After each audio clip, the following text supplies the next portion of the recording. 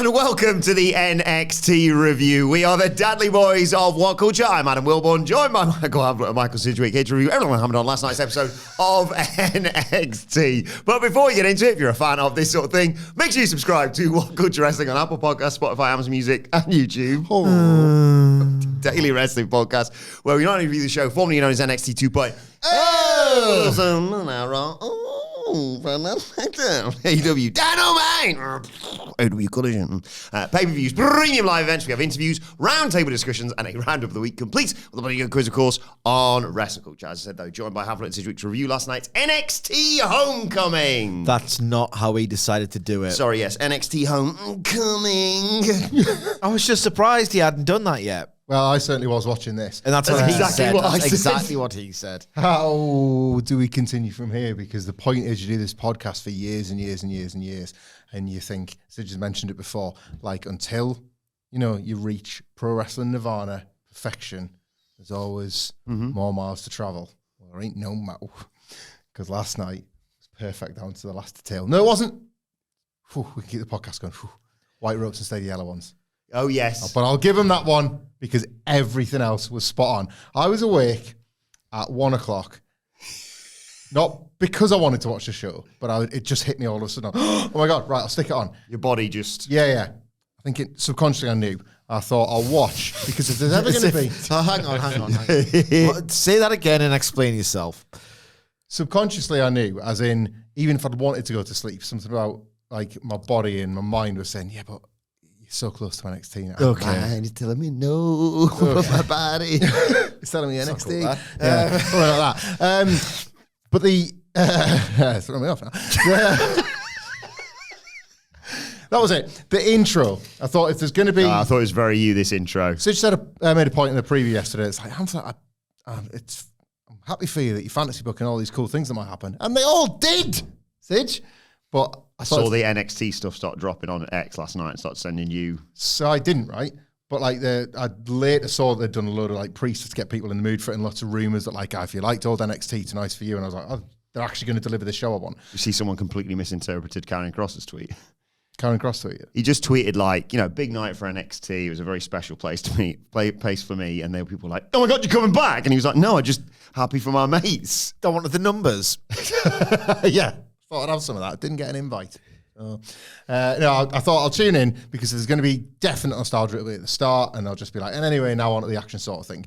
And then the video package, the long full serve edit to the first music that wasn't never really good as the second music. I was like, oh, this is great. I'll take this. I'll absolutely take this. Thank you very much. And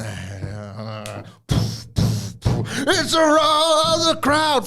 Me, I love that. Give it all to me now, cause the fans f***ing back tonight. Like, with the new people, like all the current favourites to the tune, just like you remember it. And then it was just that.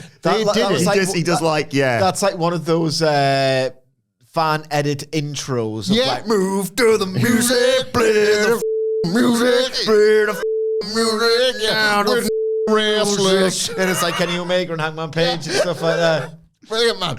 But luckily, not here to be like the.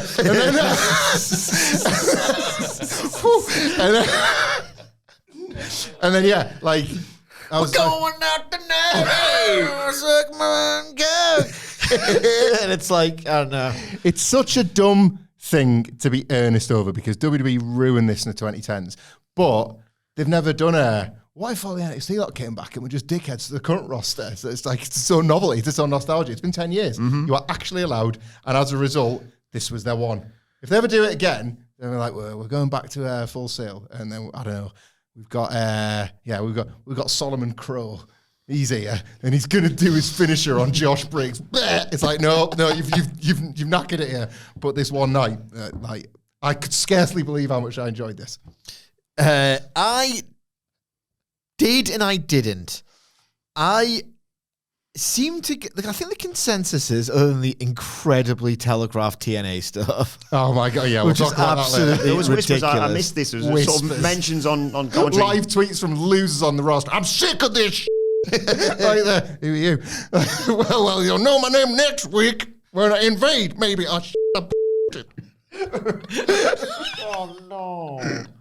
Yeah, they kind of sort of like it was like I saw one tweet and it was from Peyton Royce, or the artist formerly known as Peyton Royce. Oh my You're god. pressing that too much. Come on. And it was The Iconics.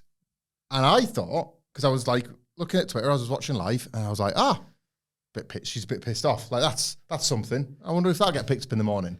And then like a refresh time, like 8 more with virtually the same word in Victor and each. Tweet something. Can you tweet something like? I was like, TNA guy, come on! Can you not be TNA for once in your stupid TNA life? No, I can't. No, I can't. That is who I am. Bang, bang, bang. Oh, invasion next week. Cool. An invasion angle. Can this get any better? Beyond the TNA stuff, I thought the consensus was people had a nice time watching NXT, and I thought this was crap in a way that I just found quite entertaining. Like, this applies to many WWE shows, what I'm about to say. It also more, like, accurately applies to WWE TV shows of, like, 5, 6, 7, 8 years ago, right? But my God, I didn't believe a single word that literally came out of anybody's mouth. Yeah, Definitely. Not a single one. I thought Triple H was coming back to take over NXT. I was like, there was some talking props segments on this show that like, how's this on telly? I know. Like, It's like the performances were rock bottom. Damian Priest has taken Tavion Heights under his wing. That one was the worst. That was the absolute third worst. Sorry, I'm interrupting you. No, I'm done. I had, obviously, a great time watching this. It's a Tuesday night. They're all great, but this was even better. There was one bit where I shouldn't... So you like Full Sail more than 2? No. Like 2.0. Not original. Like, now you've got these Okay, characters. okay. Yeah. 2.0's cleaned it up really, Sid. Yeah. There was one bit... there was one bit that I laughed at that I wasn't supposed to laugh at. And I think we all know that. In some ways, and I say this with no hyperbole whatsoever, in some ways, one of the artistic achievements of my lifetime. I'm not joking. Stick around to find out what that is. Can't wait to get to that. But yeah, loved this show. And I sensed that it was not going to be a difficult review for you especially. I mean, you can probably just do it by memory here. Oh, yeah. Yeah. Flying. I was flying. So we get a big video package. That's Hamflett. The relief. Sorry, just quickly. The relief, by the way, that I could watch this and enjoy it, and then remember, it's a Tuesday. Dynamite's not kicking its ass on the other side. It's getting like 3 a.m. I want to watch another one. I'm getting ill. Getting ill. You were ill. Patient Zero Jones over here. Sorry for inventing that thing that got us all sick. So yeah. History of Full Sail, Seth Rollins. That was very well done. Yeah, Dusty Put my Page. objective hat on. Finn Bálor was given the line at the time. He said, like, one day people will look back on this and remember it as one of the best times in wrestling. And he was right. Like, it was nice. Yeah, they had like... It's aged. Obviously the Sami... The good bit's aged very well. Yeah, they have. The Johnny and Tommaso bit is aged terribly. Yes, it is. More on that later, by the way. Another example why 2.0 is better, personified in that match. Yes. With a little bit of Miz sprinkled. Delicious. The Sami and Kevin stuff, obviously. Becky vowing in NXT to main event WrestleMania was nice. Bobby Roode. Nikki Cross, Finn Bálor, Shinsuke, Ella Shrek, Shane Baszler. Johnny Gargano says just the beginning. You see. He was right. It started with a whisper. My entrance, that is. And that was your SmackDown last week. And then obviously their quote from Dusty about how Full Sail's home. Lovely stuff. This was like, I will say, before I bury this, because I didn't like it very much. I liked watching it, but I didn't like it. Like, WWE will always be best in class. I know AEW, when it actually tries with the Goodbye to Daily's Place video package, is capable. And that's what annoys me. You're not applying yourself. I see. I'm still 5 you in that.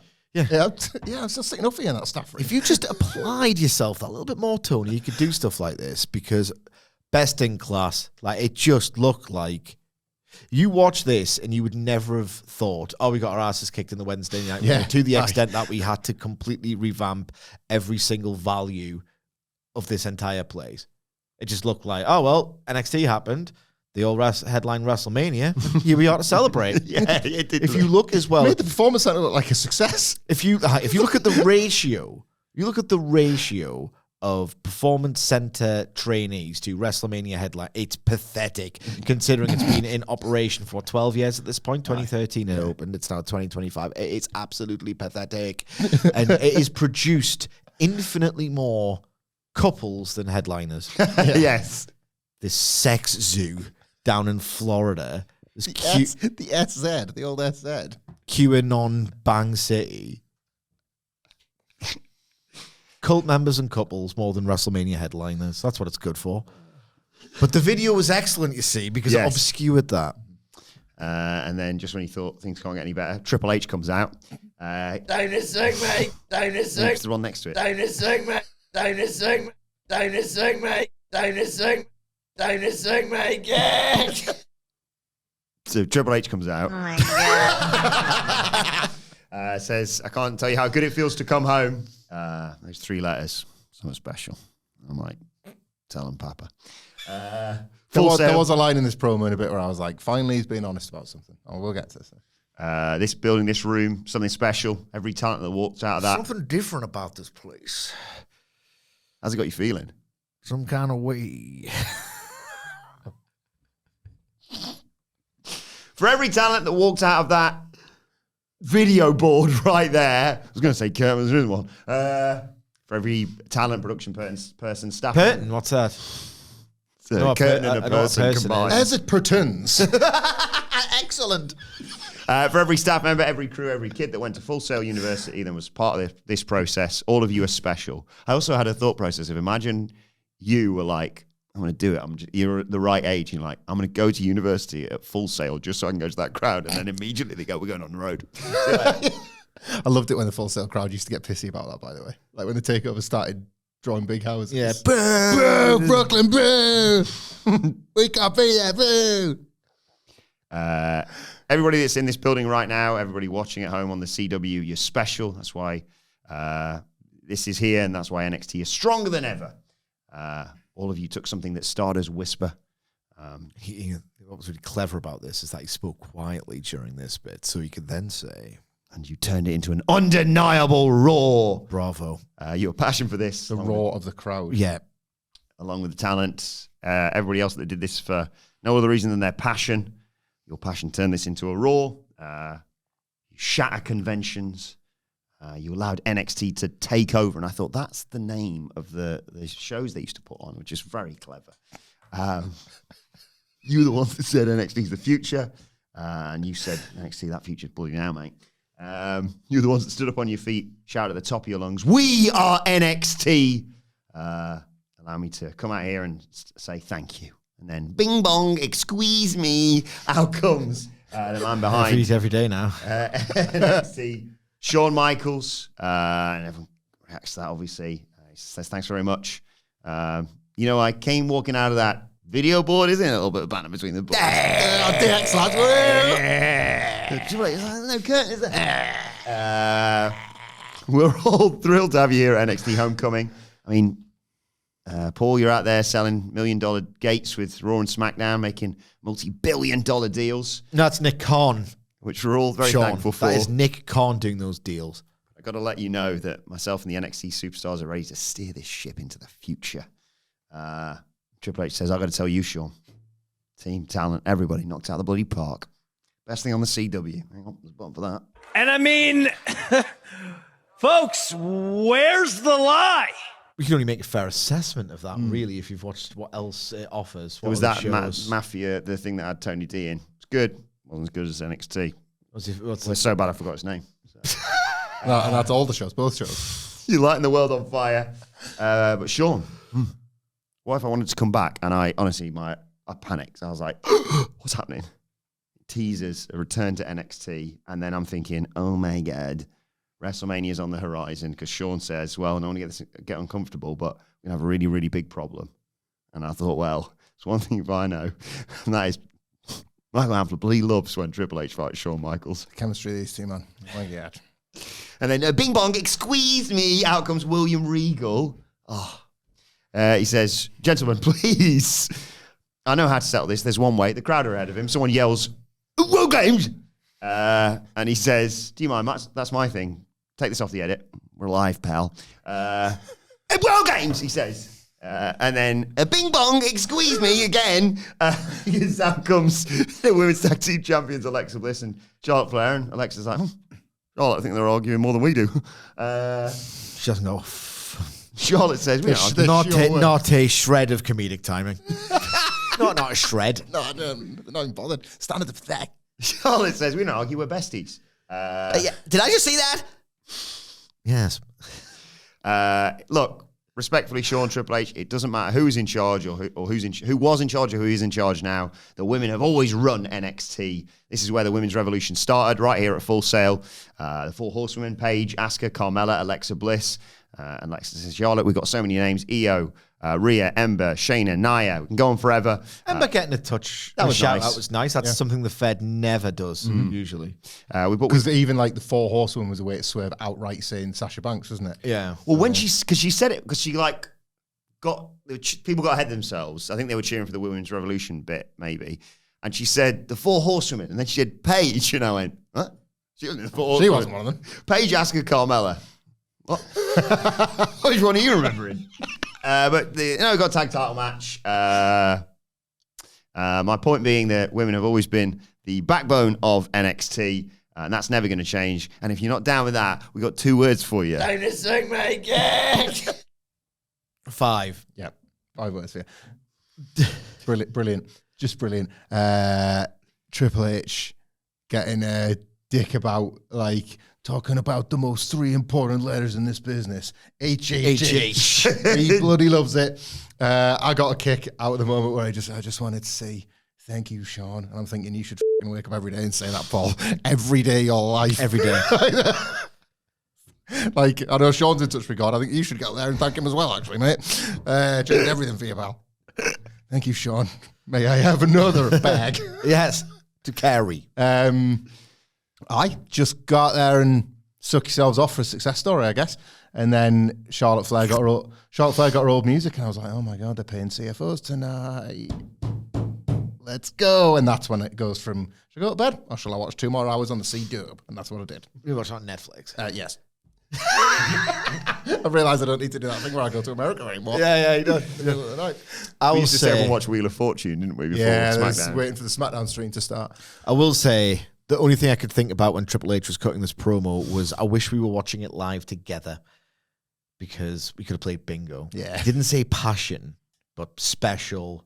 This place, God, it was nothing. I mean, it was financed by the biggest wrestling company that's ever been, but we were really nothing, Like, it's a mom and pop operation. That's it, yeah.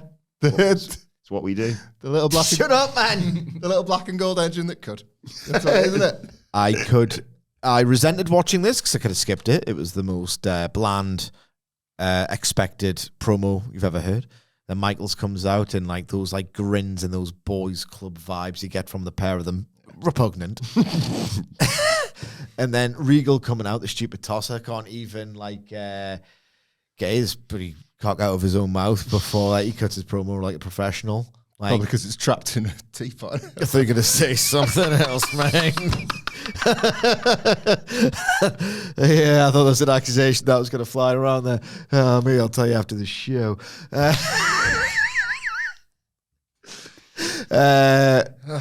He's just like... No Mercy 2005, of course, when it appeared on Live and Pay. At large. Or at medium, as the case may be. Imagine putting that on the video package at the start. Is that Regal's dick? Yeah, it was just completely self-indulgent, but if you're going to indulge yourself, do it when you're having a celebration. Yeah. Right, let's get to our first match of the evening. Because this got us collectively even more excited because it's Charlotte Flair and Alexa Bliss for the women's tag team titles versus Izzi, Tatum, Paxley with Nico Vance, and there was someone else there, wasn't there? Walking on who came out as part of the culling, if I remember rightly. You remember who that was? Spearsy! Oh, I thought you meant in the corridor when Lyra, Valkyria and Tatum Paxley. Oh, it's been weeks since they could meet up anytime they wanted in Florida. She was like, bloody hell, it's you! I forgot about that, yeah. That's lovely. And then the colour has to be like, "Bird lady," and then go about their business. Love the idea of people talking to Spearsy in the back and like in the dressing room and like say, "Oh God, it's great to be back in this place," and he's like, "Can't bloody leave for trying." I can't get out, if anything. How many years has it been? Well, we've done the math calculating trig. It's been developmental for 18 years. If you include Ohio Valley Wrestling. Full Sail is just a state of Florida. Did Full Sail, did dailies. I come back to Full Sail. I'm in Orlando all in time. Wonder what else is in America. It was nice. He got to the ring, Spearsy, and then he got in the ring and they were trying to do serious culling business. Spearsy! And there was people in the crowd going, 10. He kind of like gave them a bit of a look, but he stayed full culling. I was looking. He's a great pitch. He is a pro. He's a good, solid pro. Doll exchange to start things off. Yes. Pathetic. You called it, to be fair. Yeah. You didn't misspeak there for a change. You didn't mean to say dull. Yeah. An early attempt at a Sister Abigail by Alexa, but Tatum escapes that, and Bliss hits a Rana. In comes Izzi and Charlotte. Charlotte offers a handshake, but Izzi slaps that away. Izzi takes over with a kick, slams Charlotte into the corner, but then she fights back and chops Izzi. There's a jawbreaker, but Charlotte floats over with a chop block. Tatum and Alexa come in, and they knock Alexa and Charlotte knock the challengers to the outside as we go to a break. When we come back, Charlotte kicks Izzi, chucks Tatum, big chops. Tatum eats some chops all round. But Izzi gets her foot up. Big plate of chops. You're loving your chops this week, aren't you? Yeah, I've had enough now. Full up. Yeah, after this show, no more, thank you. Would that suggest that if AEW was on a Monday and everything else followed, you would like AEW, or Maybe. Actually, got the weekend, haven't you? Well, I need to. It's only really Tuesday when it starts clearing. yeah? Izzi starts smack talking Charlotte. They trade some shots, kick each other down. Alexa comes in with a hot tag as a drop kick strikes. Another kick, leaping neck breaker, gets a near fall. She goes up for Twisted Bliss, but Izzi on the apron gets involved, gets kicked down. Charlotte takes out Nico Vance. Bliss hits Twisted Bliss, but Tatum's got the knees up and goes for a pin with her feet on the ropes for a nice near fall. Tatum hits Charlotte and hits her finisher, the Psycho Blade, but it's broken up. Charlotte and Izzi to the floor. Tatum up top. No one there for the 450. Sister Abigail from Alexa Bliss. 1, 2, 3.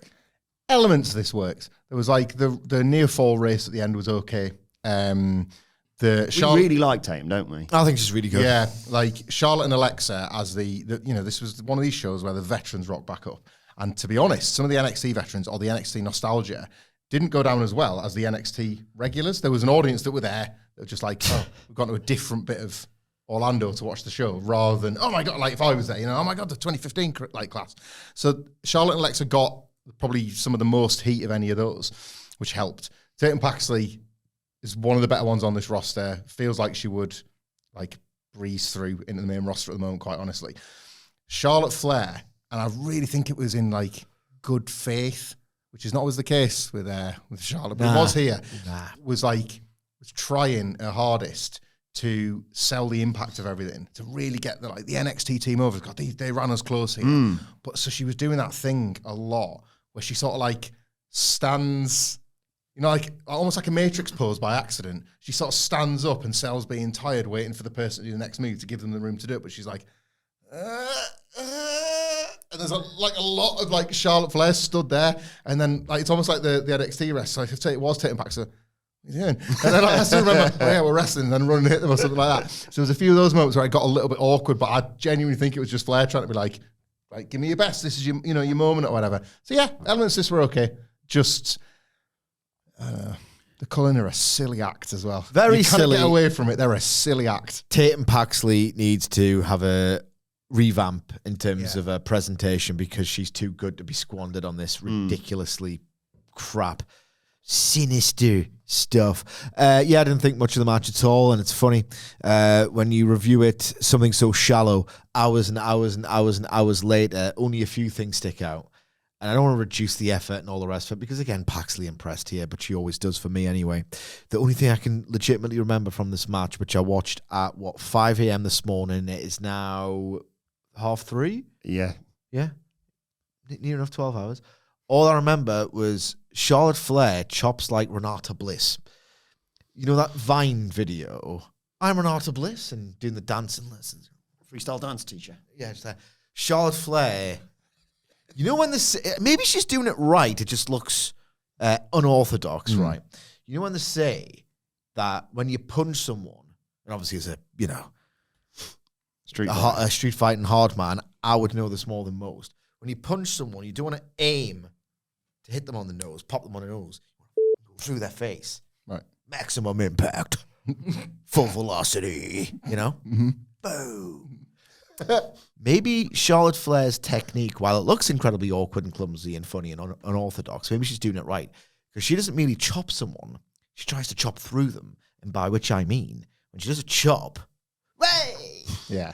with her chops, I know she does it all the time, but it was particularly noticeable, I think, last night. Chop all the way to the moon. Chop. She just looks ridiculous. Silly. Not enough Dr. Lily. But otherwise. But that's 1-0 to the old NXT. Those keeping count. And we head to the women's locker room, and wouldn't you know it, the women are arguing. One after another. Sorry, One, you know, like Paul Thomas Anderson's got a new film, one battle after another. It's like one yak after another. Like, the way that the men write these women is appalling and will be every single week. Yak. Zarya tells Soruka that could have been us in there if you didn't hit me with the Soul Snatcher last week. So I was like, I didn't mean to, obviously. You don't forget you speared me. Lainey Reed comes in and says you should be more worried about defending that speed championship. Solid. No, merci. Candice LeRae comes in and says, yeah, polish it up nice. I'll take it, actually. And then Shayna Baszler joins the conversation. She talks about making history in NXT and wants to give them some advice. Fix whatever issue is brewing between them. She was a double champ before. She's done multiple tag partners. And she wishes she could have apologized for her behavior in the past. Fix it. She walks off. Dread it, run from it. It's relationship counselor shit in a Baszler. This was a pivot, wasn't it? This is incredibly weird. I like how, and what they try to do is try to square it away. So she's done this quite like earnest, heartfelt, come on, guys, be friends. You know how I just kicked literally everybody's ass for 4 years as champion? Don't do that. But then at the end, fix it. So it's like, so the messaging is good, but I did it in a scary way. So you can still be Shayna Baszler. This was such an odd choice, incredibly distracting, because I was trying to work out which. So the idea was, fix it. You don't know what you got till it's gone, sort of thing. And I'll break your arm if you don't fix it. Yeah, but she seemed very, very passionate that somebody else doesn't go through what she went through when she didn't fix it. So Nia Jax or Ronda or what? I thought she was talking about her 4 horsewomen. So like now they're all scattered around. Ronda's left. Right. You know, Marina Shafir. Okay. But like maybe it's that. I don't know. All right, okay, maybe. Not that there was like an on-screen split to speak of. No, Nia Jax would be the kayfabe. Yeah. Who was the 4th? So you had Shafir. Jessamine Duke. Jessamine Duke, that was it, yeah. A good act, the 3 of them. knowledge over here. They, as her... Andy mentioned it the other day, and it's just stuck in my head. As her stooge heels, entourage, they were great. That was a terrific act for those 3. So it was like, you shouldn't need help. No. You shouldn't be cheating. You're the hardest ones. Yeah, that was good. Out comes the leader of Trick NA, Trick Williams, with his TNA World title. And then he's back. Carmelo Hayes returns. They have that graphic that he has where he's got the jersey, the opposing team. That burns up. Like that. And then out comes... Goldust. What the hell? What the hell was this, Tommaso? I was like, oh, here comes DIY. And I'm already mentally preparing for you in my head to sing Rebel Heart. And then he comes out. You know, like in sort of like He looked like gold. What was he thinking? Gold and black and gold. Yeah. I'm not an idiot, right? But even, I was saying this to Hamflett when we were talking over the desks about the show earlier. Even if he had like a well-applied, good, not massively weird face paint job, isn't the idea for these tribute shows is to faithfully play the old version of yourself as accurately as possible? The trunks were. Yeah. Both of them, yeah. So you can be like, we've gone back in time for the night. Isn't that cool? When were you goldust, mate? You've never been gold. He looked like, obviously with a bit of gold glitter on. You know those like Mary Poppins era Disney films where somebody puts their face down a chimney pot and then they poof, get a, oh, bloody hell, governor. Like that with some gold. I'm not really up on, I like my football, me football, not American football. I have me football, like films, wrestling, you know. I like some video. I'm not into I'm a massive nerd for certain select things, like 80s cinema and what have you. I'm not like a big anime, video game, you know, whatever. So I don't know if I'm missing a reference or what, but was he going for like Kratos? Is that God of War? Yes. There's been a lot of allusions to that in the past, yeah. He's like, what if Kratos came into NXT? That's kind of where I was going with my character the whole time. Just don't wear face paint when people want to. What if Kratos the one time people want to see you, Tommaso? Kratos could feel love for the black and gold brand. He looked more like young Kenny from Phoenix Nights. He looked stupid. You can't get it off today. You see him on SmackDown and it's still on. What the hell? Like an idiot. And then Johnny Gargano comes out. Sorry, just before you get to that, I was thinking, like that music, that like the heartbeat thing before the music starts, that got a big reaction. And then Ciampa comes out looking like that. And I'm like, you killed your pop there, mate. Like, that's the reason why nobody's reacting. And then this rebel hard played. Yeah. Be yourself, be no one else. Isn't that highly ironic considering this dickhead has been cosplaying as Shawn Michaels? Be Shawn Michaels, no one else. Nobody else was as good as Shawn Michaels. This heartbreak kid. Not much. He was having to fight for a pop a little bit, wasn't he? He brought his like old gear back and that, and he was like, yes! Well, where's everybody gone? That little pop's gone. Felt a bit sorry for him. Can't say that after the last two podcasts we've done. Oh, well, yeah. This rebel what? Please suck my cock. Maybe he's thinking, I know what I got. I know I got wrong. The code was too hard to crack. I confused people on X. Sorry, Sean. I'll get him next time, Sean. Take a lap. Super kicks him at the end. So may I have another? So Johnny Dreamer. He's just sparkling out on the floor. You still got it. You still got it. What a sycophant. HBK.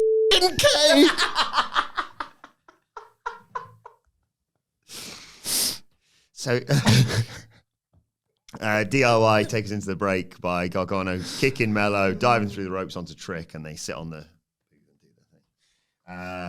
That's all right. Yeah, we come back from that, and Ciampa slides off Trick's shoulders. They both crawl and hits him. Both crawl to make the tag. In comes Gargano, hitting knees on both men. A bulldog slam combo. Goes through the ropes onto the ramp at Melo, but gets caught. But then Gargano sends Melo back into the ring and hits the spear through the ropes for 2. That was really well timed, actually, that. Gargano brings in Ciampa. Gargano, they hit a back suplex on Melo, but Melo rolls through and Gargano, almost kicks Ciampa. Trick comes in and lays out DIY. He sets up for the trick shot, but as he's about to do that, Melo tags himself in and hits a tilt-whirl bulldog. They stare down, then they embrace, and then Trick's like, still going to get him. But he actually drops Ciampa as a springboard doomsday device. Gargano breaks it up. Gargano hits a super kick, but Ciampa gets taken out by Melo. Ciampa comes in, big sit-out powerbomb for a near fall. Trick goes to grab the TNA title. Ref chucks that out. Trick with a roll-up attempt, but Ciampa turns it into a powerbomb. DIY go to hit the meat in the middle at Trick, but Melo eats it for him. Well, pushes him out of the way. There's a shatter machine from DIY, then meat in the middle. But Trick breaks up the cover, and then Trick sends Gargano to the outside, goes after Ciampa, and then suddenly, who should appear but the other half that makes that tag team on SmackDown was him, The Miz. Skull-crushing finale on Gargano, rolls him back in, nothing but net. Trick Melo Gang defeat DIY. I mean, I'm just ascending at this point. I'm like Homer Simpson, the donut machine, but it's just dry pieces of toast. More, ready, solid, crisp. Come on, more. The Miz is here. Are you joking? Like, it's just. What? This Your was like this. brain is wrong. This was like this. Your brain is wrong. This was this lovely. I quite like this, you know. I liked it. They massively over promoted it by calling it like the biggest NXT tag team match ever, whatever. But it was genuinely a love letter to some of those great NXT tag team moments. You know, there's a few callbacks in the moves, there was a few callbacks to the DIY rivals, the likes of Revival of Old. Yeah, Shout Machine was good, yeah. The idea that Trick Mello Gang, even though they've only just come back together for this, can hold it together a little bit better than DIY, who are always just this close to falling apart again, was quite a nice thread that they pulled out throughout the match. And then obviously you've got the finish, which was in service of the SmackDown stuff more than anything else. But like you might have just given, at this point, probably the route we all want. You might have just given Trick Williams that route to the main roster that you've kind of got to admit defeat on them two being separate, and actually they probably are better off going up together. So they've probably created that route now as well through the Miz as well. So like nice book in there if you're watching all the shows all the time, and like a decent little match to make its point as well. I thought this was way more dramatic than it had any right to be. I thought Trick in particular, with how he registered everything and how he kept up with superior mechanical workers, was really, really impressive and encouraging. Better out with the singles domain, isn't he? Instantly again, he gets his aura back and stuff. And like, but he has this awful habit of just doing stuff sloppily. Like he just, every bit of training, because he's got no instincts, every bit of training he has, it usually just evaporates under those lights. And he just does stuff, and it looks sloppy, and he just is whatever he's got, and there's loads of it, just kind of goes away when the bell rings. Bell rang here. He was present. He was on point. I thought this was one of his most encouraging performances. He also looked huge in there. Oh, compared to Christ, everyone I else. thought as well, in case I forget, and we get, don't do bits, but in case we get wrapped up in a bit when we do the Grayson Waller Effect, I thought his verbal performance was outstanding in that segment as well. Following this, we have a backstage interview with Sami Zayn. Says it's emotional, really emotional for him to come back to Full Sail. So many memories in this building, winning the NXT Championship, of course. He says there's still huge potential, obviously, in this NXT locker room. One he likes the most, though, is Javon Evans. And in comes Josh Briggs. Don't think so, pal. I think Ava's wrong. Sammy, you're wasting your time with Javon. He calls Javon a bum. In comes Javon. Pull apart brawl. As if by magic. But Sammy's here because he wanted to speak to Javon Evans. He's got something you can't teach, and that's hard. He was offside again there. The road's not going to be easy, but the sky's the limit. He's on the US title, obviously. And he wishes him good luck with everything. Yeah, fine. I kind of wish they'd thought about it and had the time to have a Sami Zayn US Invitational, to be honest. They probably could have found the space for one of them, but this was fine. Be good to have Javon answer one, not soon. Yeah, that's it now. They've got the clip, haven't they? That's the point. They've got the footage that they can use another time. This was like the first of several. It was endorsement night. Endorsement night. Yeah, everyone says that. Yeah. I didn't believe a word Sami Zayn said. Yeah, it's weird. I've got few doubts that Sami Zayn genuinely rates Javon Evans and what have you, and I've also got no doubts whatsoever that Sami Zayn's a great TV performer. I just didn't believe a word he said. I think a lot of this material was so hackneyed, and because you know that this show, when everyone likes all the young kids, it's so hackneyed and transparent what they're trying to do that maybe no one could have really believably said, you know what, I'll rate you very, very highly. It was the theme of the night. Maybe Sami, as great as he's been on WWE TV over the past 3 years, just came in 5 minutes before, went, which one? Javon. Right, okay, I'll just say whatever's on the card. You can't really build a night, right, when every single wrestler of yore finds a wrestler and goes, you're the future. Well, it's original NXT law, isn't it? Rookie and pro. Yeah, every pro that came to town tonight got a rookie. Yeah. I mean, it was impossible to take seriously the idea that, if you go down every single WrestleMania main event, how many really have NXT got anything to do with? But they're all the future now, according to the wrestlers that you like, and you should like the ones that they like as well, if anything. It's just a lot of bobbins, isn't it? This is the bit on the show I talked to you about this earlier where I thought, oh, God, how do we not think of and why haven't they booked a Lexus King talking segment for a legend to come back and take him out. And we'll get that a little bit later on. I really like Lexus King, you know. I liked all of that later. My favourite bit of the whole show, all that. Then we got another title match. It was the NXT North American title on the line. Ethan Page, obviously the champion, versus Tyler Breeze. Comes out with the selfie stick. There's El Hijo del Dr. Wagner Jr., who is the AAA Latin American champion, sat there at ringside, and they show footage from what happened with Ethan Just Page. like you remember him. Sorry, him and Ethan Page were doing like competitive hand signals at each other at the end of the match, and they were as close as we are now, and it was like, just each of the losers. Was he in the same seat as well? Did he get like a half show ticket? And then Bianca Belair was like, I'll be taking that. Thank you very much. Yeah, they don't even really try to make it seem, look, all the stars are in attendance, like, get out the chair. Yeah. The Dr. Wagner Jr. Somebody in the audience actually knows is coming. God. Page dominates early and does the sitting on the top turnbuckle thing, and then obviously Breeze fights back and chills on top as well. Breeze feints a super kick, hits one, and Page decks him as he goes up and over. Page, are you happy to be home now? Yes. As we go to a break.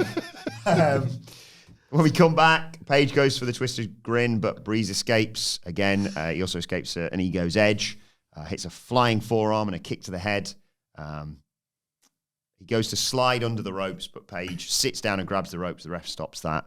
Breeze gets a cover for a 2 count. There's a confidence breaker by Page, an Ego's Edge, and another cover of a great near fall. Page can't believe it. That was really old school NXT shot kick out face. Loving tribute. He's beating up Breeze in the corner, talking trash to Dr. Wagner. But Breeze fights back, and he slams his leg into the ring post and does a figure 4 around it. There's a leaping body scissors takedown and a single leg crab in the middle of the ring. Page crawls, gets the rope, but Breeze pulls him back, so Page counters with a roll-up for 2. Breeze into a super kick for a near fall. Goes to the Unprettier. Page counters into the twisted grin. That gets countered. Breeze ends up in the corner. He climbs up. Is hit with a kick to the head by Page. He grabs Breeze, but Breeze slides down. Kick to the head between the cheeky Nando's kick, basically. Spinning heel kick gets a really good 2 count. Breeze goes up top, but Page runs in and crotches him and hits off the top rope with his legs draped over the top rope. A twisted grin for the 1, 2, 3. And yes, post-match, there's the stare down with Dr. Wagner. I mean, some bread's too dry, even for me. But it's still bread, you know? It's still bread. I saw a lot of, this was like old pre-2023 comeback Randy Orton, the match, because I saw a few wrestlers talking about, like saying really nice things about Tyler Breeze or like paying specific compliments to this match. And you sort of like, well, yeah, it was for you then more than it was for me. And I get how that happens sometimes in wrestling. I hope I'm not coming across as too generous because I was pretty bored by this and I could have gone to sleep. Bored. Could have gone to sleep. But They probably watched it on the basis of, God, that wouldn't have hurt. yeah, so smooth. Yeah. So smooth. God, he makes that look easy. He makes that look effortless. Whatever. Obviously, what they're doing here is constructing a really nice, functional bit of business, but it like wasn't Good. entertaining. Wasn't I wasn't moved by any of it. No. I never thought for a second. Title's changing hands. I do like this Ethan. I feel harsh on Ethan Page because I do like the character. He's doing what you should do. He doesn't he never neglects the fundamentals of he's a baddie, you know, and like when he does the wrestling stuff, there's always that sense that he's going to put a little bit of cheating in or an extra little dig or the low blow that isn't necessarily a low blow, but he'll have it, and then I like that stuff, but I don't know, it doesn't feel in any way like important. This is not that kind of North American title run where you're like, God, this has been so effective. Now he's going to move up and he's going to fight for the NXT title again. Like he's had that once, or even he's going to go to the main roster. It's just like, if you wanted, mate, you can grab these holds till you're 60 and probably be just as slick then as you are now. But that's not necessarily like a ride I want to get on. Yeah. You know? Yeah. Boring. And they kind of, God bless them, overestimated how over Tyler Breeze would be. Nice for him though. He must have loved all that, you know, and all his peers and people he's trained and whatever. Taking some of that courage that he had in his prime. Yeah. Tavion Heights isn't happy about the result either. He's watching backstage. But then Damian Priest shows up. Damian Priest from wrestling? He says, Tavion, you're close to the next level. It'll click for me against Finn Bálor, won the North American title soon after. I had flashbacks to Leon Ruff when he was talking about this. When he that's put the good belt on and stuff. fell down. It's a one bit of creative spark in that entire era of NXT. And then I also had a flashback because he said he had the greatest celebration in NXT history in the hot tub. Oh my God. Why did he like that? Chicks in a hot tub, what's not to like? I'll tell you what made that even better when the game showed up. Remember that picture? I'm not getting. I'm in my suit. Still like tits though, so that's why Yeah, I'm going. I'm here. still a big, man with a big hog. So I love tits, but come on. They've let me come here. That'd be me 10 years ago. It was If anything. anything, but I've got to wear a suit now. But that was me 10 years ago. I was in hot tubs with chicks with big canes. 10 years from now, Damien, you could be in my spot doing that for somebody else. For Tavion Heights in the hot tub. So, same chicks. We're not buying new chicks. Priest tells Tavion he's got a title match at No Mercy. Good. Aye. To Sidge's point about Sami Zayn, like, I don't care. I was having a whale of a time with the show, but they're all phony fakers. Like, everyone's just like, you can see the We cue should have cards paired on them up, shouldn't we? Should have said, all right, here's the NXT song. Yeah. Who's the... Every single segment was done on the day. Like, a few wrestlers were rang first thing in the morning who were close enough to get there on time. And it's like, right, Tavion Heights, you'll do. Like, you got any script or anything to work with? Just this. You knock this out in like 15 minutes. Writers, go on, boss, and then that's what you get. You're usually the hot tub guy, aren't you? Yeah. Damien Priest's voice as well. It's not like the really encouraging, you think you're a star. It's like so deep. And hello, Tavion. Oh. So he says it's his voice. It's my impression. I'll do it again because I got interrupted. Hello, Tavion. I think you're on the next step. Much like I was when I defeated, and he can't remember either, Finn Bálor for the belt. Like how by holding the cup up first, he just says in the first scripted word was hello. Hello. Walks into shot. Line. And I spoke to Ava. I was talking to Ava earlier today. And you're... Sidge, what would that look like? Hi, Damian Priest from wrestling. Hello, Ava. I've got high hopes for... Line. Tavion Heights. Tavion Heights. I think, much like I did, he should contend for the North American Championship. I see a bright future for that young kid. And I'm allowed to call him young, so I'm like 50 years old or whatever it is.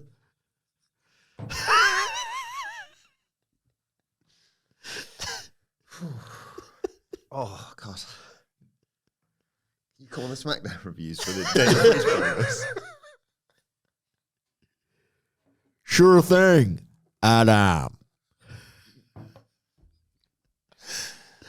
Gotta reply to Alistair Black. I'm going to need a bigger mug.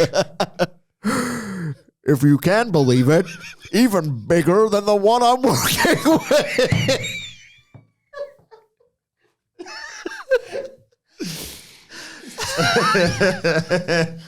I'm not the mug, Damian Priest.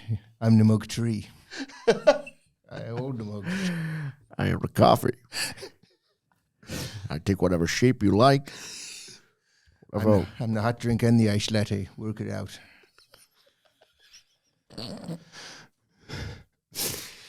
So following this, we get a Grayson bloody Waller Effect. You sure did. With special guests, Obafemi, the world champion, of course, and number one contender, Ricky Saints. Ladies and gentlemen, welcome to a very special homecoming edition of the Grayson Waller Effect, says Grayson bloody Waller. What kind of edition, sorry? Very special. Homecoming edition of the Grayson Waller Effect. He talks about being the most talented superstar in NXT history, but never setting foot in Full Sail. That's okay. I'm not impressed. NXT wasn't good until I got here anyway. And I mean, folks, where's the lie? He introduces his guests. He calls Ricky Saints the Timu Grayson Waller and Obafemi. He said, look, these idiot NXT fans Sorry, did I skip this or did they get Jobber entranced? No, they were joined in the ring. Yeah. Quite striking, that, wasn't it? Like, Wow, God, don't do that when Ricky Saints is struggling as it is. Yeah. Is it Ricky Saints or Ricky Swift? Which is what Grayson Waller said. And Saints. So I think he called Obafemi overrated. Obi's going to kill him if he keeps going, basically. He calls him a puppet. Look, Ricky, I don't think you're very special. He said, ever since you signed to NXT, you've been acting, it's like the greatest thing since sliced bread. Fancy entrance, dressing flamboyantly, poses, which he, of course, did in the bit that we missed a few. It's great. Can't help but be underwhelmed by you, because Ricky, I eat, sleep, and breathe this title. But ever since you got here, all you've done is look past this brand. You're worried about getting called up to the Raw and SmackDown so you can carry Cody Rhodes' bags. Non, merci. I will show you. Triple H is like, oh, yeah. could work out worse, Ricky. Give it a try. You can carry as many bags as you like, but you can't carry this title. Ricky Saints fired up. He said, Obi, you're not familiar with my game. It's real cute that a guy recruited straight out of college wants to talk about friendships. You were scouted, you were sponsored. What are you without the title, though? Who are you at the core? You act like you've got warrior spirit, but you're a paper athlete. I know who I am. You want to talk about hype? I've grinded for that. I worked for that. 8 years ago at the PC, I spent 3 days. I poured my energy, poured my effort into it, and I just got an automated email when I got home that just said no. And I realized no matter how hard you try, no matter how much you pour yourself into something, it doesn't always work out the way you predicted. But it does in the end, because I'm standing here. I realize that a delay is not a denial. I'll always gamble on myself.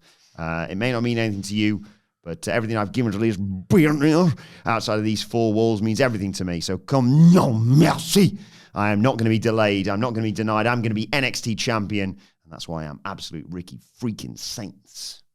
I like this promo. Yeah, decent. I don't know, like, it's a problem of their own design, but I am more into this other thing they're doing than the Ricky Saints title shot. You know, the segment existed for a couple of reasons, isn't it? And I don't know, like, maybe that's a strike. I can't decide if that's a strike against Ricky Saints or just the fact that this thing coming up is so weird and the likely outcome is so bizarre that it's more just a kind of like a car crash thing where I just can't help but look at it. And that, I don't know if that's necessarily a knock against Ricky Saints, because this was like go home promo stuff, wasn't it? Like sell the fight kind of thing. And I thought video package sort of, he did a good job of that, I thought.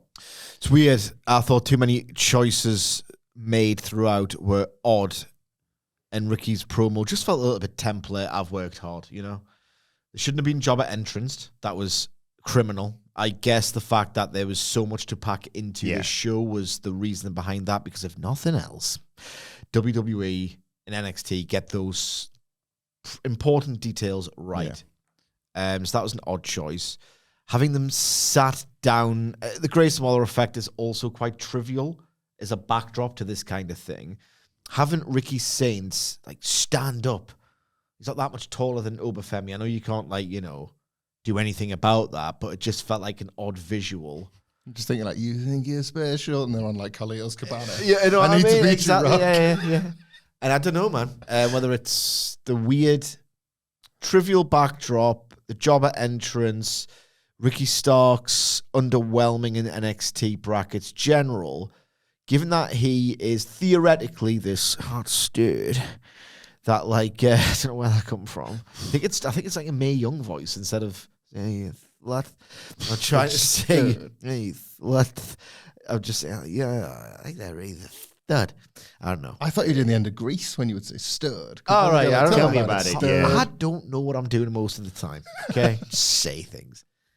I just don't know what it was, but it didn't. Considering Ricky Saints is meant to be the next best thing, even the next Rock or a surefire Raw superstar. This didn't, and especially when this NXT's men's roster, the odd wrestler aside, like Javon, is not exactly great. It's kind of him or very few others. If it's not him or nobody else, it's him or very few others. Didn't feel like he's winning that title and he's undeniable and he's on form and someone has to take down Obafemi, and that is the guy. He didn't come off like that to me at all. But in amongst all this, the TNA World Champion, as you mentioned earlier, Trick Williams comes out, talks about Ricky Saints'... Well, so he says, Oba's holding something that still belongs to me. That's the NXT title. Says, Ricky, Don't know why you've got your boo-boo face on. Mind your business while the grown folks are talking. So good. It started before you got here. Trick and Ober made NXT hot again. Let's talk about it. And Grayson's like, let's talk about it. It's my talk show, pal. He says, I've got a great idea. You're going to love this, Ricky. I've talked to Ava and Santino. And next week on NXT, it's Trick Williams, the TNA champion, versus Oberfemi, the NXT champion. Title for title, winner takes all. The winner faces Ricky Saints and not merci. Can already see all the TNA flops on Twitter crying about it. Flew too close to the sun that line. Yeah. Is he shooting? Those letters are only relevant because I said them. And that is the Grayson Waller Effect, which is also the name of his talk show, which works really nicely, actually. And Oberfemi says, Trick, next week I'm going to beat you and take that TNA championship. And then at No Mercy, I'm going to successfully defend both titles. And that's the Oberfemi rub. Aye.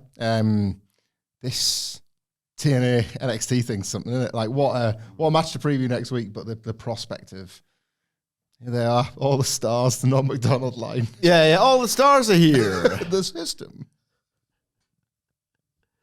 They are very clearly building towards a Commentator Tom NXT Hannaford. versus TNA super show.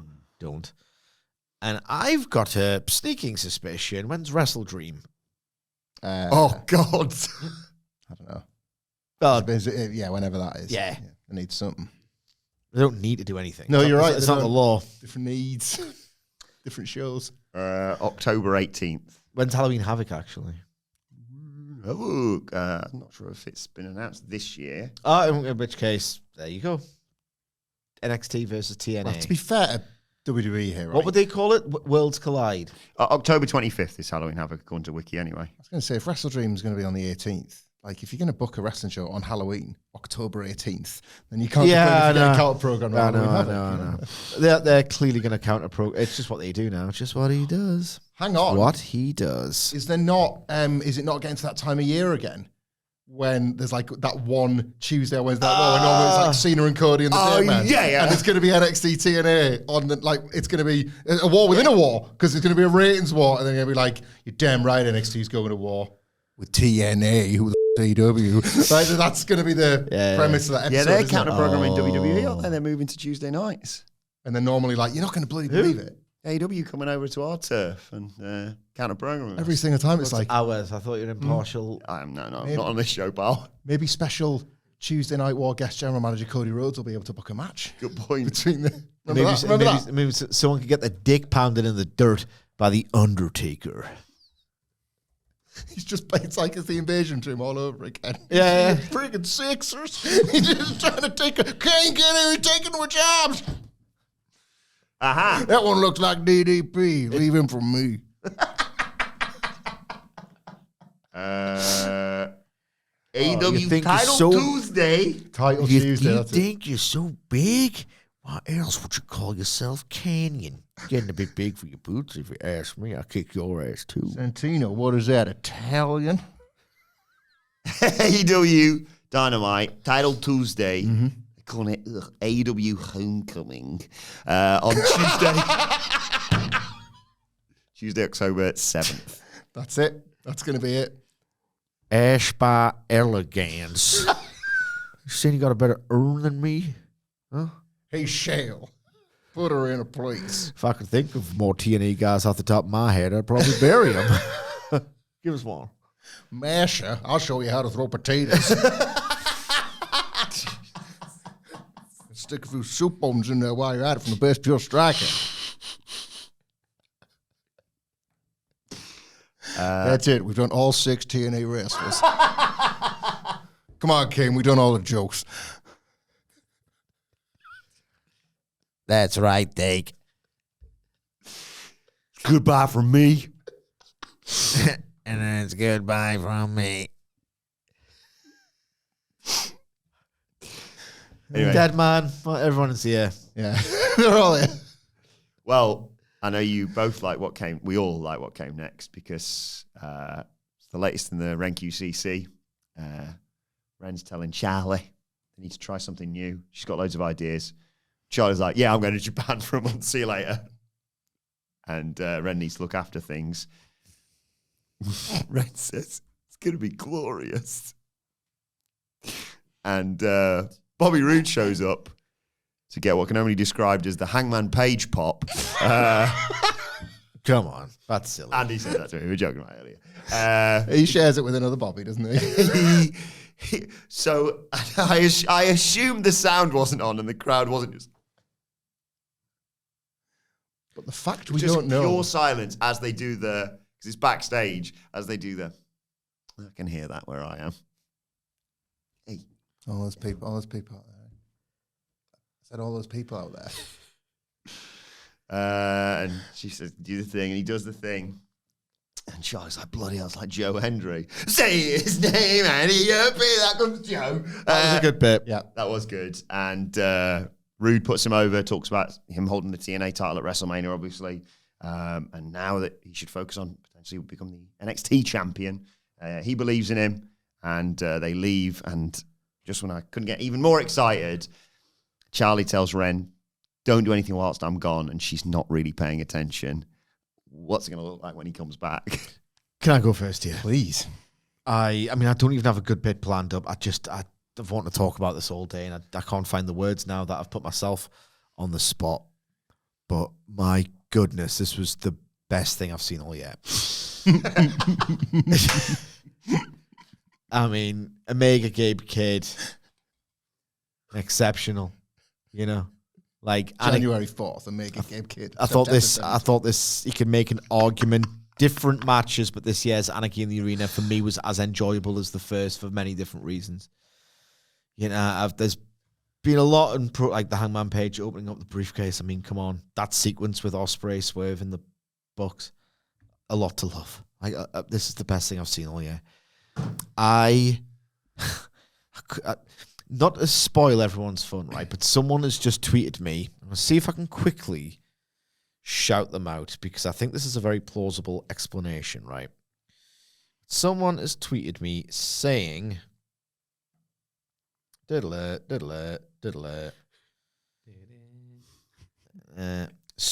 Mode says, someone in the production truck was 100% ribbing Bobby here. And I thought, he is like brothered into management and he's an agent and stuff, so he's probably, because this was impossible.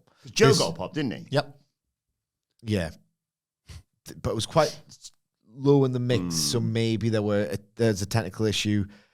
I refuse to believe not one person would have popped for Bobby Roode. He was alongside Bobby Fish on the moon. Yeah. He was on the moon here. And what was so funny about it was the soaking up the reaction that did not exist. But he was soaking it up. He was doing that delay of like, right, wait for the crowd to go crazy for you. Because they won't be able to hear you, man. You have to wait for them to go crazy and then start doing your segment. Obviously no one was going crazy. In fact, they're not gonna make loads of noise for you. They're not making any noise, you stupid slut. You know what I mean? Like, not a peep. I thought someone's turned the mic down here. Yeah. There is not a single peep. So not only was he waiting, right, just waiting for the pop, but his acting choice while he was waiting wasn't just like any old whatever. So while he was waiting for this pop that didn't come, he was doing the whole... He was like scanning the room, communicating with his face. No words again. Don't talk. They're too loud for you, Bobby. They won't hear you, Bobby. With his eyes and the way he was moving his head around, he was doing like the non-verbal. My God, if these walls could talk. I mean, please talk. It's getting embarrassing. I'm getting no pop here. Please, like someone say something. It's really awkward now. Come on, walls. This was, for someone who hates a lot of how WWE presents television, how it presents pro wrestling, as someone who quite frankly thinks that I would love to see like a radical overhaul of the presentation of television brackets general in pro wrestling. And this has been something I've been at for, it feels like years at this point. This was such a stunning endorsement of that opinion. Because you take away that layer of artifice, right? and you expose just how stupid all of this is. He looked pathetic. He looked like no one's ever liked him. I mean, I wasn't a big TNA guy. This guy was in beer money. I mean something to people. Just poor guy. I'm sorry, this was absolutely hilarious. What it reminded me of, right? And I know, because this is quite a weird moment, the temptation that too many people use, and they get it wrong. It's like the Boss Baby. Getting really Lynchian vibes from this, right? But truly, David Lynch, who dealt in the uncanny and made people feel like genuinely a little bit weird, like very weird, through his art, produced a series of shorts entitled Rabbits, which if you've seen Inland Empire, you'll have seen elements of it. It was like a very strange and unnerving exercise in, I don't want to reduce it to that, but like playing with the idea of convention and how things are going. If you subvert how things are done with one weird tweak, it just, everything's like a bit weird and off. So Rabbits was people in rabbit costumes in what looked like a sitcom sort of setting, but there was like no comedy rhythm. It was all very flat. They would just say pretty mundane things to each other, and in these very deliberately stilted, like really stilted line reads, and then you'd have like an audience laughing. It's just like these things don't belong together, you know. This was like Rabbits. It was like, pop. It's so weird when you don't pop. This is legitimately weirder, and this is weirder than Pandemic Wrestling in terms of this doesn't work without noise.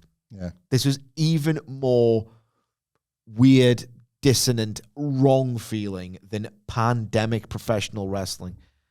As I wrote on Twitter, follow me at @Sidgwick. Like your favorite auteur, not just Lynch, your favorite like auteur, like art house filmmaker who kind of delights in making you feel a bit strange and weird. No, they couldn't have done this in their life's work. It was so off, brilliant. I cannot wait.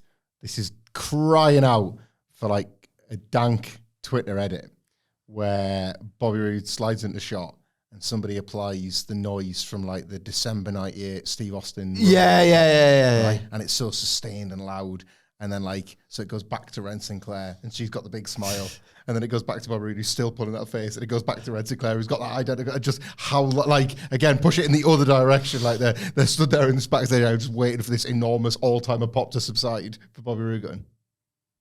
There's just chaos, like people going wild. Every Hogan, Rock, Austin pop you've ever heard, and Ren Sinclair. I immediately felt sorry for the dude in some way, because I just, in my head, all I could think about was in 5 years' time, maybe he's got something to promote, like, I don't know, like a podcast or whatever, right? In 5 years' time, with like, smiling through the pain, he's going to be asked about this moment. And did you find it funny, Bob? Like, pretty much for the rest of his career. He might have been Bobby Fished here. Like, Bobby Fish was in Red Dragon. Like, Bobby Fish has had, like, hundreds of great matches, and his work meant a lot to people, and he's one of the most cutting-edge wrestlers and one of the most acclaimed wrestlers of that time frame in pro wrestling. I think of Bobby Fish now, and he is a button. And I mean, folks, where's the lie? The man is a button. Folks, where's the pop? The guy is a button, right? You're like, that's it. My son is a box. Like, Bobby Fish is a button now, right? I think Bobby Roode just got Bobby Fished. Maybe. It might not be as big, but my God, this was... It's not as big as Bobby Belly. Bobby Belly. It is Beach Belly. This Regal's was still trying to get him in. haunting. A haunting moment of television. It's brilliant. And then, like, the job of it's endorsement week. So the job of Bobby Roode, having received nothing, as far as we're concerned, is be like, you go get him, Joe. I think you've really got something. I'm speaking from a position of authority. Joe here. Hendry has to be like, I think I've got more than you, pal. Also, I messaged you when I saw the Bobby Roode graphic. Yeah. Because they promoted this. And I literally messaged you and said, arrive, entrance, leave. He didn't even get the entrance. Just do the Glorious bit. Glorious, right? Okay. Yeah. Endorse Joe Hendry. Want me to walk to the ring? No, you're all right. No, you're all right. But following this, Lexis King is in the ring. And he says, who better to celebrate than the flesh and blood, the face of NXT, the Homecoming King, because the name of the show's called Homecoming. Says the black and gold era of NXT is overrated. And I mean, folks, where's the lie? It doesn't hold up to today's standard. Doesn't matter how much they cheer and celebrate the stars of the past. They've moved on, but he hasn't, Lexis says. He's got a target on his back. He got assaulted by Miles Bourne. Miles is evil, disgusting, a deaf man. He says he's going to knock Miles Bourne's lights out, and the lights go out. And I literally turned to Anne-Louise and I went, who's it going to be? And it's Finn Balor, of course. Yeah. They played CFO again. Bring it back. Pay him every fucking week because that he comes out at the moment is unacceptable when you get a pop. It's all unacceptable, mate. You're not wrong, actually, yeah. Because he did it. He did the, and it's class, but then he remembered who he was. He was like, yeah, it's got this. Yeah. So it's the perfect Finn Balor. And he didn't wrestle. The perfect Finn Balor. I think you will find that the perfect Finn Balor is one Prince Devitt. The original demon. And he does his walk around the ring, obviously huge entrance, and then just points at King. And there is Miles Bourne, who beats up Alexis King, sort of hits him with whatever he's called the zigzag nowadays, and Balor hits a coup de grace and celebrates with Miles Bourne. Class this. They in 2019, when I was so lucky to experience that Kevin Owens return pop in Chicago in person, that was still a time when I remember there's the post-match promo where the regular NXT wrestlers, Kevin Owens pops in for a second. It's not my time, but God, I love NXT. Never change, all that sort of stuff. Flash forward 6 months, and it's the middle of a pandemic, and Kevin Owens is legitimately offered to return to NXT. He's like, no, you're all right, actually. It's gone to the dogs real fast, real bad. Real fast. Real fast, real bad. Somehow, they have arrived 10 years later at, like, dare I use these words, restoring the feeling, because Finn Balor had the look on his face of a man that couldn't believe he was getting to do this again. Like, there was a proper joy to it, and he had naught really to do. Got into your entrance and point, and it was one of like the highlights of the whole show. It was really, really lovely. I got something out of like him having this little moment again. It was nice. Thought Lexis King's performance was good as well. Yeah, like right. he's being a big dickhead here, and it's material that, you know, it's 2025. People don't like it, and they're going with it, and knowing what I know of the process, like, a grown man has made the choice to fold it into the fictional confines of his pro wrestling character, just saying all of those things and then, like, death as if they're comparable. Mm-hmm. It was a good line read. Whether you like the material or not, it was a good line read for what it was. Yeah. Getting immediate comeuppance for it as well. You know what? Nah. I'll build this point another time. I think we should hear more out-of-pocket stuff on wrestling TV generally. But maybe that's just me being 40 and a bit dead inside. You can apply context, and sometimes that, in the way that wrestling is shared and viewed now, often gets shared without the context, doesn't it? It's a TikTok thing or an X thing. And if that gets shared without context, then all of a sudden it creates this incorrect groundswell or something. Yeah, it's tricky. Backstage interview with DarkState. They're not worried about Joe Hendry, but then they're not going to say his name just in case. And in comes Montez Ford, who says, memories with those NXT tag titles. They won them in this building, of course. But no matter what, DarkState's still together, and Montez misses that feeling. Dion Hennick's like, it's your fault. You're in the current situation, basically. Montez is like, well, you should probably worry about the targets on your backs. I mean, DarkState have like just massively charmed me. They seem to know their role, and they're quite good at playing it. So, yeah. You nailed it, didn't you? Just like, oh, stop being so bloody serious. Yeah. Why so serious? See them all hanging out together, and it's so funny that they were like deadly invaders. Yeah. Just mates. They're just mates now. Dick about mates. Dick about mates. What would you like to see? I'm just going to pop my dick out, so I'm going to nip out and before we get to the main event. So whilst I go and do that, tell us what you... I mean, how's Jessica? Who? Tell us what you think DarkState really can achieve in their wrestling careers as I go and... I got to pop my dick out. Yeah. Why do you have to pop your dick out? We're about to get to this NXT Legends main event, and that's what Booker T said last week, so I was taking a leaf out of his book. So you're going to what with your dick when it's popped out? Whatever's happening. It's not happening on camera. I'll be back. DarkState. You need to go deal with it, basically. Deal with it. Oh, man. So you can't like thumb out a softie in the middle of the podcast. Poor form that. Like. He's going to pop his dick out. And I've cracked this code, right? What do you do when you're going kind of on like a first date or whatever? I'd pop your dick out. The old something about Mary come dripping off. Yeah, he wants to get one out now. Yep. So that he's going to improve stamina wise during actual intercourse with Jessica later on. Hypothetically. And then she's going to think, oh my God, he's a hot stud. When in fact, he's just a wanker. That's God, you're strong. Tie that together.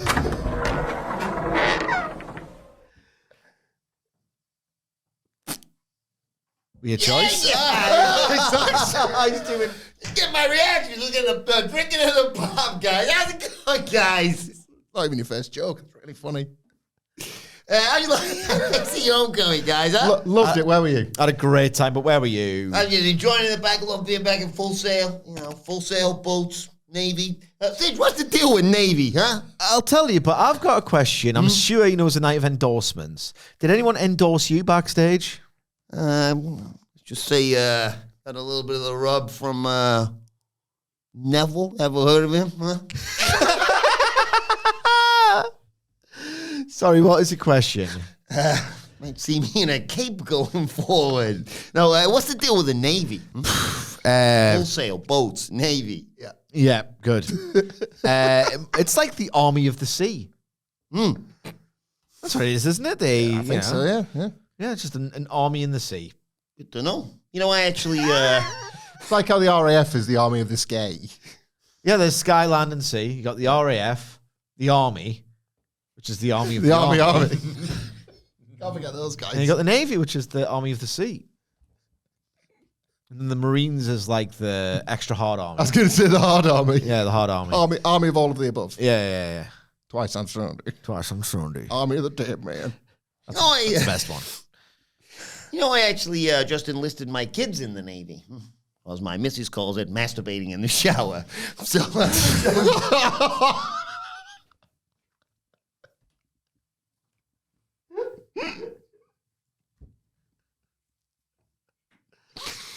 Three jokes, three questions for you, Sidgwick. What grades do you need to join the Navy? You need... It's got to be something to do with C. Yeah, I'm an idiot, of course. Straight C's. Yeah. Or like, what about C's? See, I mean, I like straight C's because it makes it seem like, you're not going to get tipped over the side in the boat. Yeah, okay. Yeah, straight C's. So goddamn close. Technically correct, but not the right wording for the joke here. What grades do you need to join the Navy? 7 C's. Okay. Right. Question joke number 2. Hamflett, why are Swedish military boats built with barcodes? Huh? Swedish military boats. That is a lot to unpack. Picture that, huh? So any Swedish barcodes, as I point to my Newcastle badge, any kind of Isaac pun we can do here? Am I just fixated on Newcastle United? I mean, it could be both. It could even be a boat. And it is Navy related. Yeah, exactly. Very clever. I mean, I can't think of anything other. The only thing Swedish I can think of is IKEA. So if it is Isaac related, that'd be worth it. Say that incredibly convoluted setup again. Why are Swedish military boats built with barcodes? Huh?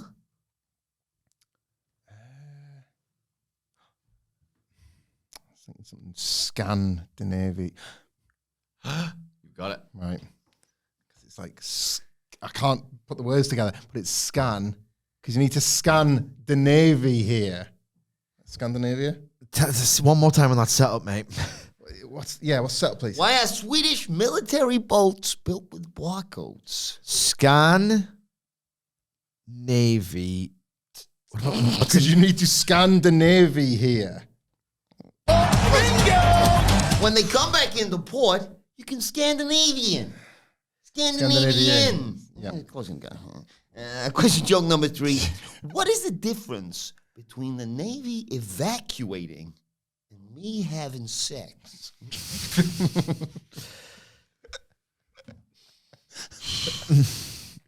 So I set up again. What is the difference between the Navy evacuating and me having sex? Picture that, huh? It's only in the first one where the seaman has to go out as quick as possible or something. Like Yeah, seaman. Explore seaman. Evacuating the Navy. Me having sex. I put the semen in. Because he likes to, cream pie. Yeah. That's all I've got. Have you got anything on top of No, that? that's it. Yeah. So goddamn close, guys. What is the difference between the Navy evacuating and me having sex? What is the difference between the Navy evacuating and me having sex? The Navy. The Navy. Have you met my friends in the Navy? What's the difference between the Navy evacuating and me having sex? The Navy never leave any semen behind when they pull out. See you later, guys. Still cream pie stuff. Yeah. Bye, Stacks. There you go. I sort of wish the family was still around for this homecoming because who would have been there like endorsement? I know. He's like the main. Like Drew Mack is like, I spent some great time here. And in a way, wrestling is kind of like being part of a family. And you are learning that now that you're dropping your mafia stuff. Oh. Right. Where are we up to? Where are we up to? Happy birthday, Anna Louise. Happy birthday. Yeah, happy birthday. Main event in the evening? Yep. Main event of the evening. We see Bianca Belair. I swear someone else was sitting there earlier watching this from ringside. But it was the sort of NXT Legends team, back in full sail. Stephanie Vaquer, Lyra Valkyria, Rhea Ripley. And they were taking on Fatal Influence. That being, of course, if you're unaware, former Women's North American Champion Fallon Henley, Jasmine Nix, and NXT Women's Champion Jacy Jayne. Oh, I love how much ass she kicked in the first minute and a half of this, where she just went to kill Rhea Ripley and herself. They just jumping before, like they're doing the Rhea, one of them doing all that, and then just beat him up. It's just like getting back to her feet and like just foot time. I'm a wrestler now. Rhea Ripley is ruined, by the way. Just putting that out there. Like, that way. She made her entrance, didn't she? And here it goes. If you Here haven't, comes the face. If you haven't seen the Raw, and I say seen the Raw review yet, like, I welcome you to. What was the face, Hamflett? I can't. She's such a massive star. A massive star. Sorry, Sidgwick, what was the face? But she did it. What about you, Wilbs? What was the face? I can't do You it. just got your belt unbuckled. Don't say you don't have the dignity for this. You just basically said you're going to have a wank. I had to pop my dick out, like, because of. Because Booker T. So what did you do? Because we were, how many minutes did we spend with Starks there? About 5 minutes. Okay. Pretty So good. for 5 minutes, you had to pop your dick out, which would indicate to me, Wilbourn, that you had an erection. Otherwise, there'd be nothing to pop out. So you just stood there with your cock out for 5 minutes and didn't wait. touch it. I'm just waiting for it to go down, yeah. It's like. What did you think about to make it go down? AW? Is that what it was? Trying to get more time. Buckshot Larry is. We're going to be stopping that. Right, okay. Fatal Influence attack before the bell. Oh, I'm ready to go. Ignite. It's gone. Yeah, it's when. You know what that means? Yeah, I was like, oh, cool. Fatal Influence are going to win in the first minute. They just beat the crap out of all of them. I think they triple team Stephanie Vaquer at one point. Anyway, Lyra fights back, kicks all three of them. Rhea comes in, and Jasmine Nix did a great sell hit. She slapped her and then immediately went, oh no, I've just slapped Rhea Ripley, and they're all in there. And they chuck Jasmine onto Fallon and JC onto the ramp and takes to a break. When we come back, Lyra's in trouble, tries to get the tag, but gets knocked down. Jasmine hits a nice sort of soccer-style kick for 2+. Good football. Fallon comes in. A Pele. Yeah. Maradona. JC comes in, knocks Rhea off the apron, hits a lights out to Lyra for a nice near fall. Eventually, Lyra fights back with a gut wrench, sit down powerbomb. Gets to Vaquer. She comes in, takes out Jasmine with a crossbody. There's Meteora-styles knees to both Jasmine Nix and Fallon Henley. SVB to Jasmine. JC makes the save. There's a heel kick by Nix, who comes in, and Vaquer gets slingshot into a Nix kick for a good near fall. Vaquer finally gets a foot up as JC throws Fallon towards her. Rhea gets the hot tag, comes in.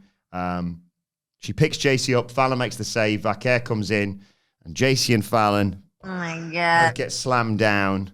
And Lyra comes in and dives and takes out Jasmine, and we get a double devil's kiss. They point at Booker T. You enjoy yourself, mate. Old man. You treat yourself. Yeah. Loses his mind, as do the crowd do that go along with it.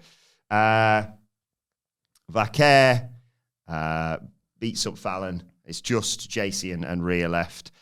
JC tries to bail, and who should turn up? The number one contender, Lola Vice, who backs JC up. Just didn't want to go towards her. She doesn't want to go towards Rhea. Back fist to JC, into the ring, riptide. 1, 2, 3. Third ass.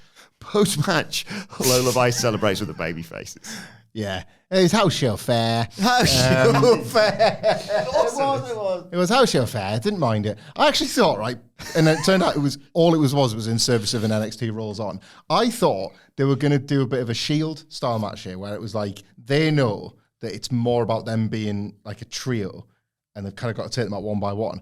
Oh, that's fair play. I wouldn't have given them the credit, and then it was like, no, it was just so that NXT just a baby face would come straight back from the adverts. It's a house show fair, and then we're on the way. Like fine, like a nice main event. It's a good exhibition of just the different mix of characters. Again, we've taken the piss. The Full Sail element was a stretch and a half, wasn't it? Rhea Ripley was there for a minute. There's the extent of it, right? But there are countless women who've been in NXT longer than Lyra Valkyria. Not countless, but a few. Yeah. But as a presentation, as an attraction, yeah, I quite enjoyed it. I mean, it's just a house show fair. Let's engineer some spots where the baby faces can do some cool stuff. And then Rhea Ripley and Stephanie Vaquer looking at each other like this. Let's do epic bacon now. Epic bacon with our ass. Just, we're going to do epic bacon ass stuff because we've got epic asses. Mm-hmm. No arguments from me. Is this what button you want to press, Wilbourn? And I mean, folks, where's the lie? Bobby Bacon. Speaking of Bobby Belly, actually, post-match we go to Ava's office, and there's been rumours, whispers about this TNA thing throughout this show, and Oba's there with Trick, and William Regal tells Ava, "You've got a lot on your plate next week." You've got a lot on your plate next week, Ava. And Oba tells Trick, "May the best man win." Trick says, "I will." The show goes off the air. She was like barely in shot, wasn't she? I know they're like big wrestlers, but like William Regal had more camera, like had more of the set than she.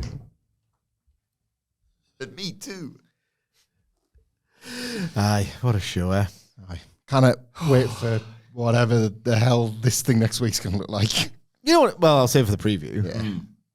What a show, though. Let us know your thoughts on NXT Homecoming in the comment section below on X at WhatCulture WWE. Watch, they can follow all four of us. You can follow Michael Hamflett at Michael Hamflett. follow Michael Sidgwick at M. Sidgwick. follow our long-suffering producer Adam Nicholas at It's Adam Nicholas. follow me at Adam Wilbourn. Follow us all at WhatCulture WWE, and make sure you subscribe to WhatCulture Wrestling wherever you get your podcasts from for daily wrestling podcasts. But for now, it's been the NXT review. My thanks to Hamflett, Sidgwick, to Stacks. Thank you for joining us, and we will see you soon.